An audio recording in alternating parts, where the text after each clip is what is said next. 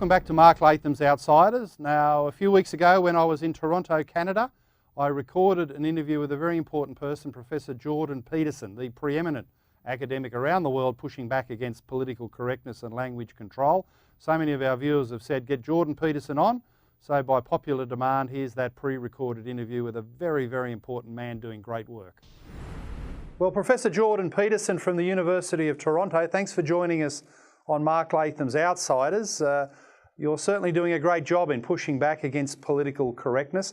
Where do you think this insidious form of language control has come from, and why has it emerged so quickly in recent years to dominate political debate? Well, I don't think it's emerged recently. I think it's been emerging in bits and pieces for a very long period of time.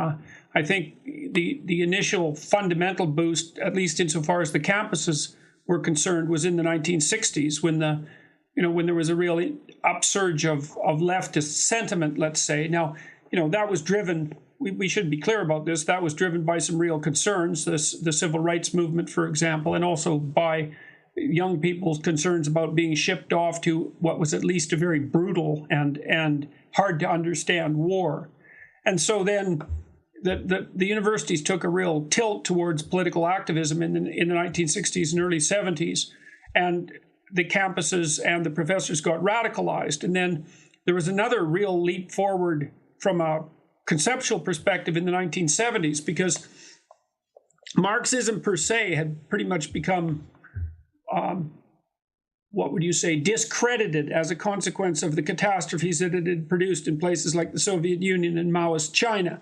And so by the 70s, even if you were a French intellectual, you couldn't have your head stuck so far in the sand that you could still be an apologist for Stalin.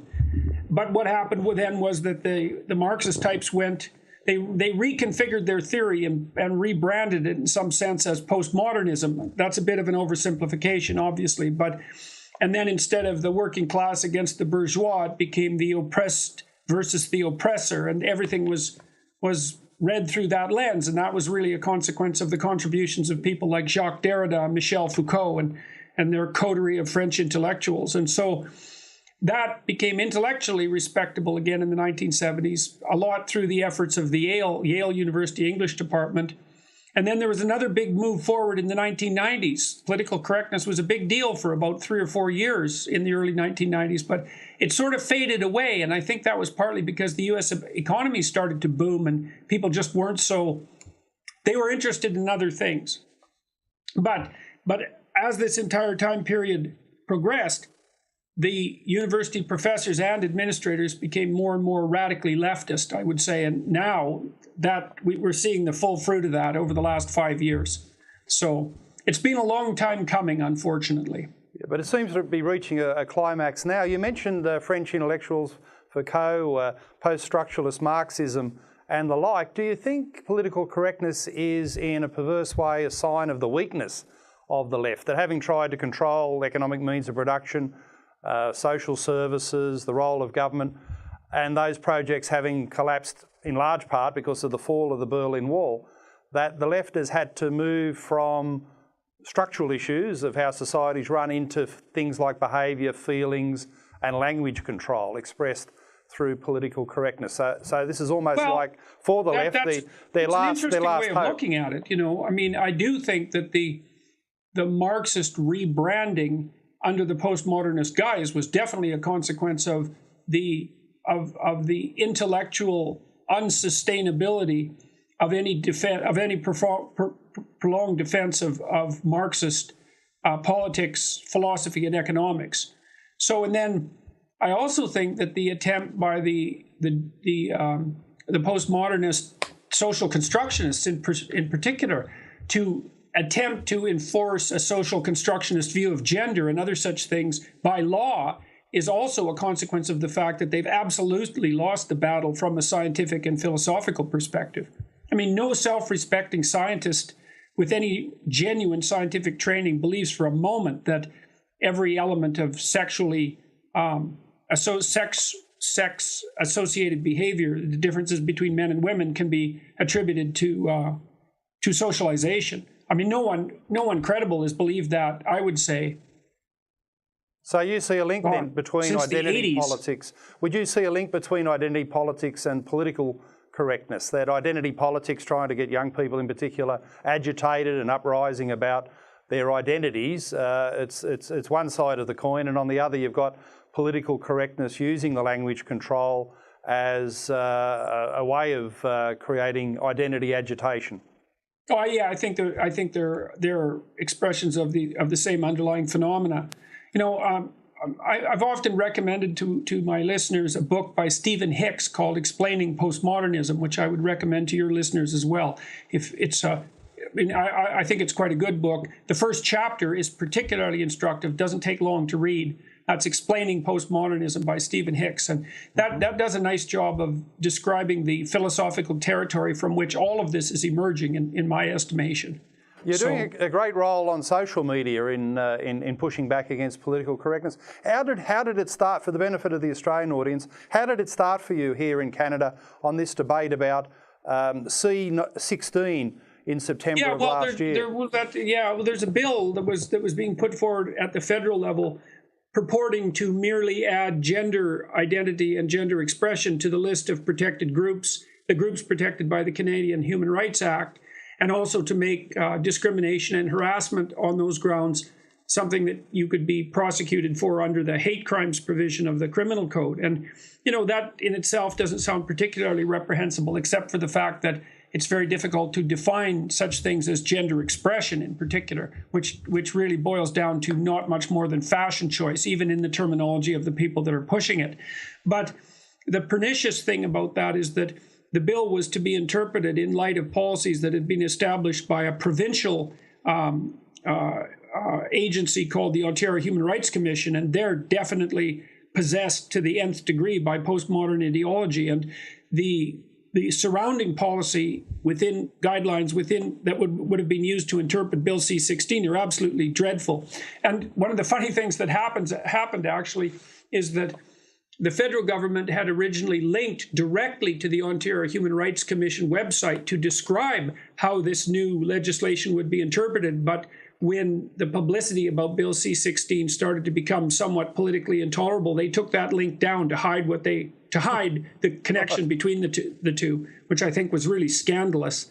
But anyways, I made a video about Bill C-16 after reading the Ontario Human Rights Commission website, trying to explain why the legislation was so muddle-headed and pathological, even for the people that it purported to protect, because it basically forces into law the assumption that biological sex, gender identity, gender expression, and sexual proclivity are very independently and are all fundamentally consequence of socialization, you know, with the possible exception of, let's say, anatomical differences between men and women. And the problem with that perspective, apart from the fact that it's just simply wrong, both statistically and factually, is that one of the strongest arguments that gay people and transgender people use to justify their existence, let's say, but certainly their existence as valued citizens and the fact that rights should be extended to them,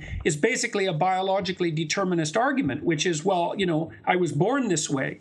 Homosexuality is a biological phenomena, as is transgenderism. And I'm not saying that that's canonical truth, nor that it's true in every case, but it is a very powerful argument, and it has been used very frequently by people who've been putting forth claims that sexual proclivity and identity should be considered part of the broad expression of intrinsic humanity and protected in that way. But this new legislation just guts that, because it insists, A, that such things are at most socioculturally constructed with no biological basis whatsoever, and at minimal, or even more extremely, nothing but the kind of whim that can change entirely subjectively on a day-to-day basis. And so I looked at the legislation and I thought, not only was it a threat to free speech, partly because it impelled people to use certain types of address, the preferred pronouns that the radical postmodernists have been making up, but also did nothing to advance the cause of the very people that it was supposed to be helping. So I made a video about that and I released it on YouTube back in September, and that created a political firestorm that really hasn't subsided in the 8 months since it was released, which is, absolutely beyond belief to me. It's beyond my understanding that could be the case, but it certainly has happened. Well, you're fighting a great fight. And why do you think there are so few academics willing to take this stance? I know there's a lot of pushback and abuse on social media. Have you found that intimidating? Why haven't you got more academic colleagues pointing out the common sense that you've been articulating? Well, there's a couple of reasons, I think. And one is that academics, especially the scientific types, tend to be rather apolitical. And they would rather ignore all this, let's call it nonsense, although there's more to it than that, and concentrate on their research and on their students and their teaching, which is what they're supposed to be doing. And when things are functioning properly, that's actually not a bad attitude. So the biologists and so forth just aren't taking this kind of threat seriously enough, but they will, because it's coming their way. So that's reason one.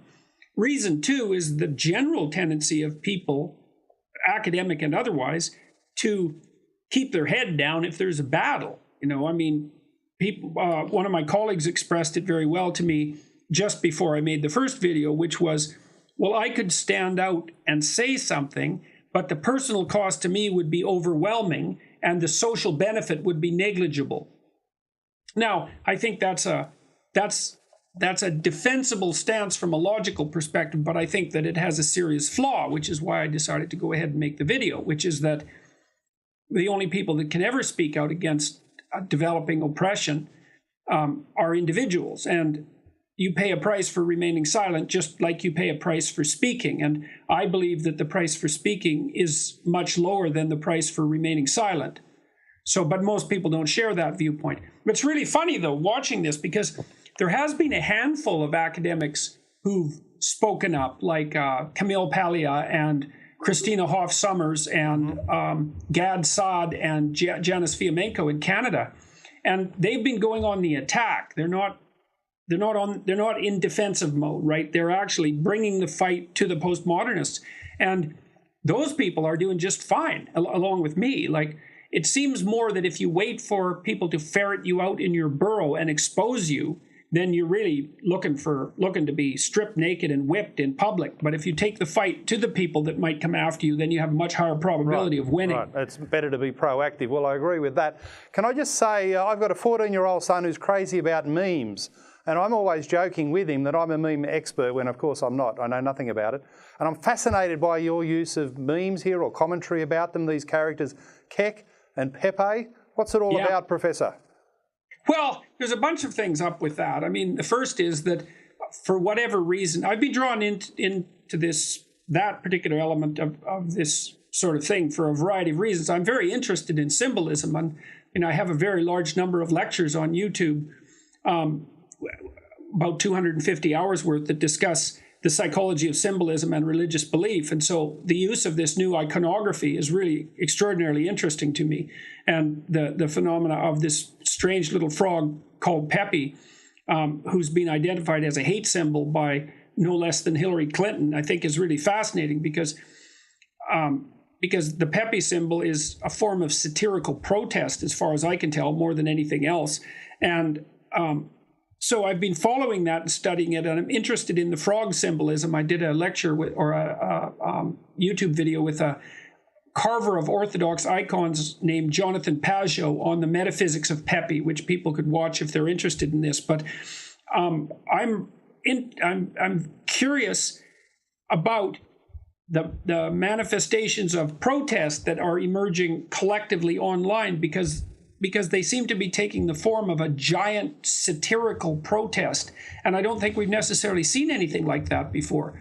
So I think that's absolutely fascinating. And there's a strange twist to it that's also dragged me in, as people had been noting for a number of years. I've had videos online since 2013 that my voice is reminiscent of Jim Henson's Muppet Kermit the Frog. Right. And so I made a comical video, although it was very serious in intent, noting this resemblance and putting myself forward, strangely enough, as spokesfrog, warning about political correctness, and that also got me more tangled up with this frog symbolism issue that's been circulating around this symbol of Pepe. It's very complicated and strange, but that's a relatively brief answer to the question. Okay, I'll get my son to give an assessment of that as well. He's right into it, but I think it's great. You're able to communicate with younger people that way. It's very important. Well, the other thing that strangely happened is that I've become a target for these memes.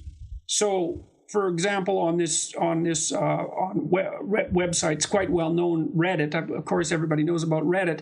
There's a subreddit devoted to memes about me, strangely enough. And there must be 300 of the bloody things by now. And basically what they do is cut pictures of me or things that I've said and put them in little, like, cartoon posters and that sort of thing. And so that's also been extraordinarily strange. And I've been watching that develop, and with a fair bit of amusement, I would say, more than anything else, because the kids that are doing it, they're mostly young men. Mm-hmm. Certainly, at least in relationship to me, don't seem to be doing it maliciously. And like, I've got nothing against people having a sense of humor, and you could use a sense of humor when you're dealing with with people who are fundamentally politically correct, for example. So that's been another side issue of the meme war, let's say. It's a very peculiar sociological and psychological phenomena, and it's been very interesting to watch and to participate in to some degree. Well, Jordan, you've got lots of supporters in Australia really taking notice of your work in social media, and we'd love to know, what plans have you got for the future? You're keeping up the fight.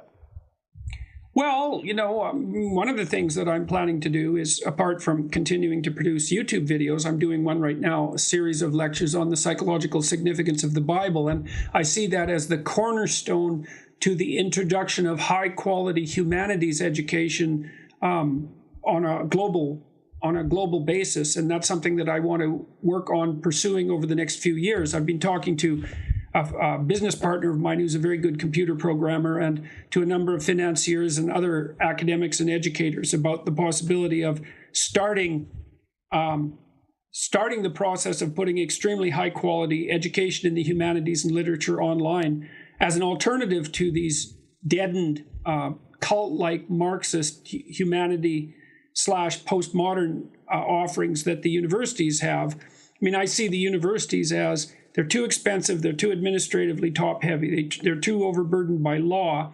They've abandoned their central commitment to knowledge. They're not teaching people how to write. They're putting them in debt. In the United States, they're putting them into debt in ways that you can't remove through bankruptcy. And so the price of your second-rate humanities education in the United States is increasingly a large student debt that you can't shake for the rest of your life. To me, that's all indicative of a system that's on its last legs.